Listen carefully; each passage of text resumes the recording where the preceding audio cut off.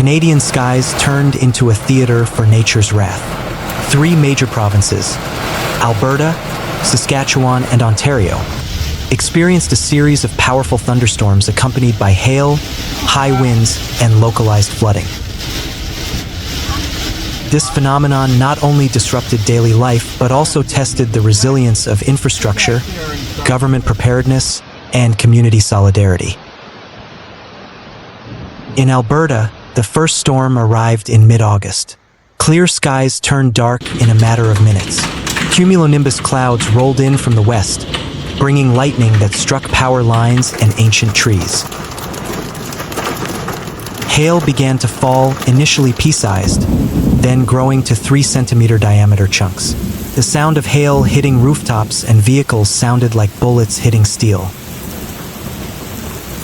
Roads turned into rivers of ice, and traffic was paralyzed for 2 hours.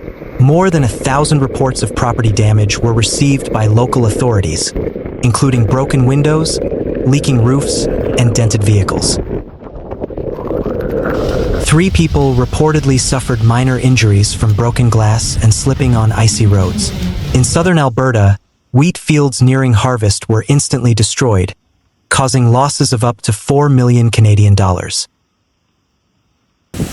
Saskatchewan was not spared the wrath of the weather. On August 10th and 12th, 2 waves of storms struck Regina and Saskatoon.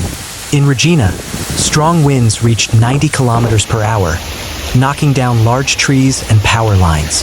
Hail struck homes and vehicles, causing power outages to more than 30,000 homes. In Saskatoon, a second storm brought larger hail and flash floods that inundated major roads. About 500 residents were evacuated from low-lying areas, and Saskatoon International Airport delayed 17 flights. Power outages lasted up to 18 hours in some districts, forcing residents to use candles and emergency generators. Firefighters worked through the night to clear roads and assist those stranded in their vehicles. The provincial government declared a 72-hour local emergency, and emergency response teams were deployed to affected areas. Ontario, Canada's most populous province, experienced thunderstorms and hail on August 13th. In Toronto, marble-sized hailstones struck downtown, damaging shop windows, vehicles, and public facilities. Rainfall reached 69 millimeters in 6 hours, causing flooding on major roads and disrupting transportation systems. GO Transit trains and TTC services experienced significant delays, and several stations were temporarily closed. In Ottawa, the ByWard Market and Vanier areas experienced localized flooding, forcing residents to evacuate to temporary shelters. Humidity reached 80%, creating a stuffy and uncomfortable atmosphere.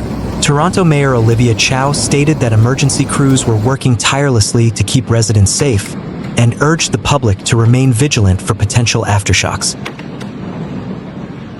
Climatologically, August 2025 showed significant temperature and humidity anomalies. In Alberta, the maximum temperature reached 22.9 degrees Celsius with 68 millimeters of rainfall. Saskatchewan recorded a temperature of 23.1 degrees Celsius and 72 millimeters of rainfall, while Ontario experienced temperatures of up to 25 degrees Celsius with rainfall ranging from 69 to 92 millimeters. Humidity in all 3 provinces ranged from 63 to 80%, significantly higher than the summer average. Meteorologists from Environment Canada explained that the combination of the Madden-Julian Oscillation, MJO, Rossby waves, and local cyclonic circulation triggered the formation of supercell cumulonimbus clouds that produced hail and intense thunderstorms. Warmer than normal sea surface temperatures in the Pacific and Atlantic Oceans also increased the supply of water vapor to the Canadian atmosphere, creating ideal conditions for storms.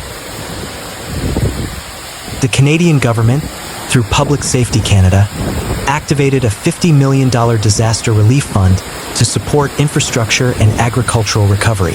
At the local level, communities helped clear debris, provide shelter, and distribute food. Organizations such as the Canadian Red Cross and the Salvation Army opened relief posts in 12 affected towns, providing food, clean water, and emergency medical services. Damaged schools will be repaired before fall begins, and local governments have pledged to improve drainage and early warning systems. Well, this is fun.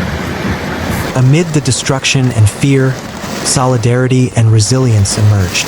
Residents helped each other, governments acted swiftly, and scientists continued to search for answers. Perhaps this is the greatest lesson of the storm, that in the face of nature's power, we must unite, prepare, and learn. The storm and hailstorm that struck Alberta, Saskatchewan, and Ontario were not just meteorological phenomena, but also tests of social resilience and disaster response systems.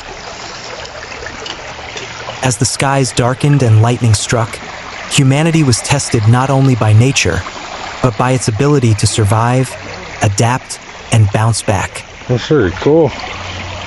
In the devastated fields, in the shattered windows, and in the hearts of those who watched the storm from behind curtains, stories of resilience and hope were hidden. Canada, a vast and powerful country, once again proved that even in a storm, the light of solidarity never dims. As the skies darken and lightning strikes, we are reminded that technology and progress cannot always withstand the forces of nature. Yet, it is precisely in critical moments like these that the true character of communities emerges, in the form of mutual cooperation, caring, and resilience. That was good. This event also serves as a call for deeper reflection. How do we prepare for a future filled with climate uncertainty? How can governments, scientists, and citizens work together to build more sophisticated early warning systems, more weather-resilient infrastructure, and a stronger culture of preparedness? This disaster left a trail of destruction and trauma, but also lessons and hope. From devastated fields to shattered windows, from flooded city centers to darkened living rooms without electricity, it all forms part of a larger narrative of human resilience. Canada, in all its diversity, has shown that storms can shake, but they cannot break the spirit. And when the next storm comes, because sooner or later it will, may we be not only better prepared, but also wiser. Because in every hail that falls, in every lightning that strikes, there is a message that nature is not an enemy, but a reminder to live in harmony, be alert, and look after each other.